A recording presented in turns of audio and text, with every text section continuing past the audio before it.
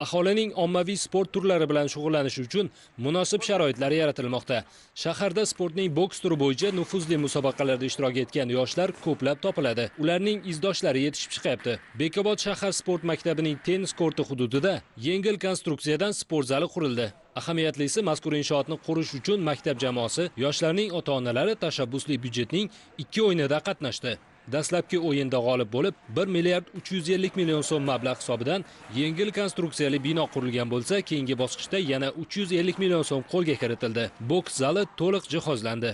Bugun 12 ga 30 hajmdagi boks zalida yuzlab bekobodlik bokschi o'g'il-qizlar sevimli mashg'ulotlari bilan shug'ullanmoqda. Ularning qay biri bilan suhbatlashmang, qalbida ulug' maqsad bor. Olimpiada o'yinlari, Osiyo, Jahon chempionatlarida qatnashib, g'oliblikni qo'lga kiritish, davlatimizning bayrog'ini ko'klarga ko'tarish niyat qilingan.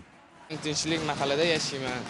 10-maktab 8-B sinf o'qiyman. Boks bilan 7 yildan beri shug'ullanaman. Hikmatda birinchi o'rin olganman Bekobod shahar ichida.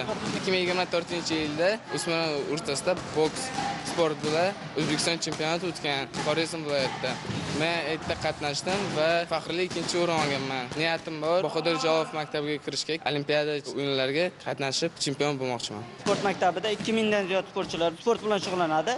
Shundan 500 nafardan ortig'i bokschilar hisoblanadi. 400 nafardan ortig'i bokschilar o'g'il bolalar hisoblanadi. 100 nafarga yaqin qiz bola sportchilarimiz mavjud. Prezidentimizga katta rahmat, qo'llab-quvvatlashlariga. Sharoitlar zo'r, bolalar mamnun. Olimpiya cho'qqilari musobaqasi bo'lib o'tadi. Unga o'sha tayyorgarlik ishlari olib boryapmiz. Undan keyin viloyat bosqichi avgust oyida bo'ladi. Respublika bosqichi dekabrga qo'yilgan. Ushbu musobaqalarda natijalarni ko'rsatib, Osiyo chempionatiga chiqish niyatimiz